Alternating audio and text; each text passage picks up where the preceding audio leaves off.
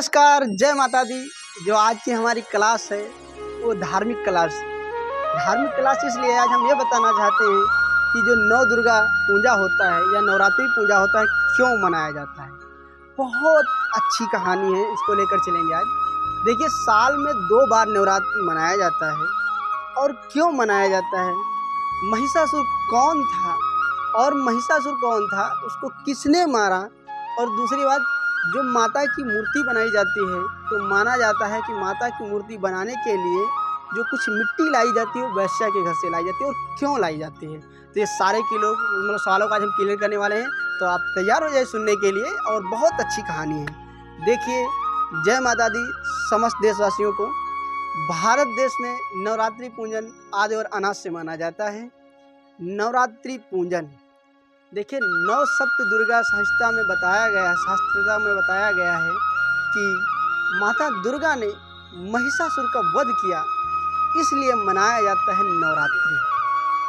देखिए, ये जो वध किया था ये चैत मास में किया था, चैत के महीना में किया था। लेकिन ये अश्विन मास में क्यों मनाया जाता है नवरात्रि, ये दोनों में बहुत अच्छी एक तोड़ है, एक जोड़ है।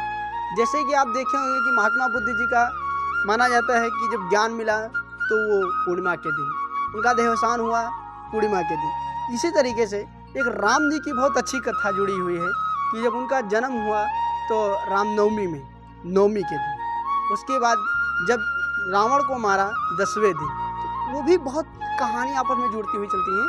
तो हम पता करेंगे। देखिए, होता क्या है, रंभ और करम नाम के 2 राक्षस थे जो कि भगवान अग्नि की पूजा कर रहे थे। और जब पूजा किया तो हुआ क्या, करम नाम के राक्षस को इंद्र ने एक मगरमच्छ बनाकर पानी में ले जाकर डुबो के मार दिया। लेकिन जब रंभ नाम के राक्षस को पता चला कि मेरा भाई मारा गया है, तो कहते हैं मैं अपनी जान दे दूंगा अग्नि में कूद करके। जब वो कूदने चले तो अग्निदेव प्रकट हुए और कहने लगे कि आप क्या चाहते हैं। तो उन्होंने बताया कि मुझे अमर कर दीजिए। तो बोले कि ये तो नहीं हो सकता है। तो कहे, जब अगर अमर नहीं कर सकते हैं तो मैं जिस स्त्री को चाहूँ वो मेरी हो जाए। भगवान और कहा कि जो मेरा पुत्र हो वो बहुत बलशाली हो, जिसको मारने के लिए आदि अनादि सबको सोचना पड़े। अग्निदेव ने तथास्तु कहा और अंतर्ध्यान हो गए। रंभ वहाँ से चलता है, रास्ते में उसे एक भैंस मिलती है जिसका नाम पड़ता है महिषा। महिषा माने महिष होता है, महिष माने होता है भैंस। भैंस का जो नाम है वो महिष पड़ता है संस्कृत में। उन्होंने जब महिष को देखा तो महिष पे मोहित हो गए, और मोहित होने के बाद उनसे संभोग किया। और संभोग करने के बाद कुछ परिवार के युद्ध में महिषासुर का वध हो गया। जब वो वध हो गया तो महिषासुर को जलाने के वक्त महिषासुर मर्दनी जो थी वो भी सती होने लगी। लेकिन अग्निदेव आकर के वचन दिया कि आपके जो गर्भ में पुत्र है और गर्भवती महिला कोई सती नहीं हो सकती है। तो उनको निकाल लिया गया, और उनसे जो लड़का जन्म हुआ, जिसके पुत्र का जन्म हुआ, उसका नाम रखा गया महिषासुर। महिषासुर बहुत प्रतापी, बहुत बलवान, बहुत बड़ा राक्षस, बहुत बड़ा क्रूर राक्षस था। और इसी के साथ साथ जब धरती पे अताल पताल सब में एकदम तहातल कर दिया, सबको एकदम धूल धूल चटा दिया, तो धरती माँ गाय का रूप धर करके ब्रह्मा विष्णु के पास जाकर ब्रह्मा जी के पास कहती हैं कि हे पालनहार, हे सृष्टि के रचैया, मुझ पे जितना कुछ करना हो करो, मुझ पे हल चलाओ, फल लो, लेकिन मुझ पे अपराध ना करो। मेरे पे ये जो सृष्टि का अपराध हो रहा है, जो सृष्टि का जो घोर अपराध हो रहा है, इसे ना करिए। और ये बात सुनते हुए ब्रह्मा जी ने विष्णु जी को याद किया। और रामचरितमानस में गोस्वामी तुलसीदास ने बहुत अच्छी बात कही कि हर व्यापक सर्वत्र समाना, प्रेम से प्रकट होते मैं जाना। भगवान हर जगह है, जहाँ पे आप प्रेम से बोलोगे वहाँ पर भगवान तुरंत आएंगे। भगवान आए और बोले कि आप जाइए और मैं कुछ ना कुछ करूँगा। तो होता क्या है, ब्रह्मा विष्णु महेश तीनों लोगों ने अपना अपना अस्तित्व इकट्ठा किया और एक ज्वाला प्रकट किया। ज्वाला प्रकट करने के बाद सुमेर पर्वत, सारे जितने मतलब अर्जुन ने अपना वज्र दिया, भगवान शिव ने अपना त्रिशूल दिया और भगवान विष्णु ने अपना चक्र दिया, इसी तरीके से अपना अपना कुछ अंश दे करके एक देवी प्रकट किया जिसका नाम दुर्गा नाम रखा गया।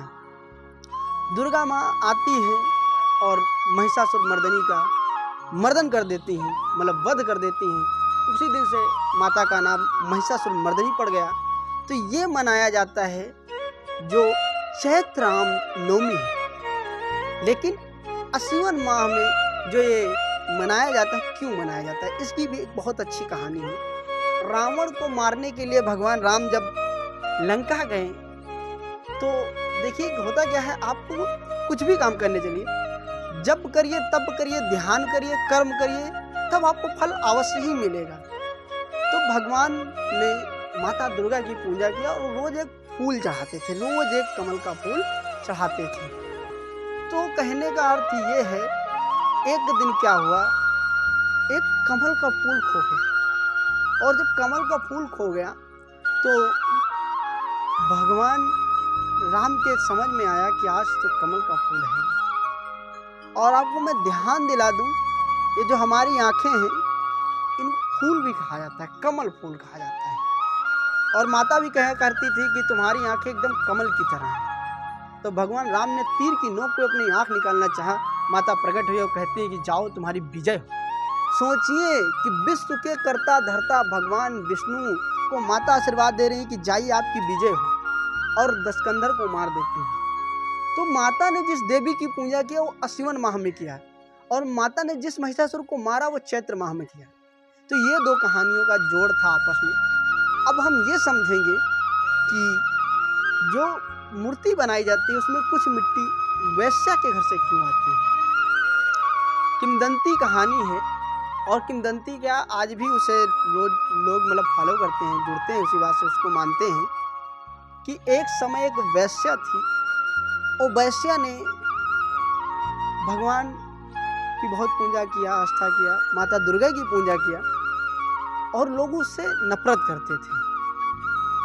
तो माता दुर्गा से जब प्रकट हुई तो उन्होंने कहा कि हे माता, मुझे कोई मान सम्मान नहीं दे रहा। उसी दिन से माता ने आशीर्वाद दिया कि जाओ बेटी, मैं तुमको आशीर्वाद देती हूँ कि जब तक तुम्हारे आंगन से मिट्टी नहीं जाएगी तब तक बनाई हुई मूर्ति मान्य नहीं होगी। इसीलिए एक वैश्या के आंगन से मिट्टी लाई जाती है और माता की मूर्ति बनाई जाती है।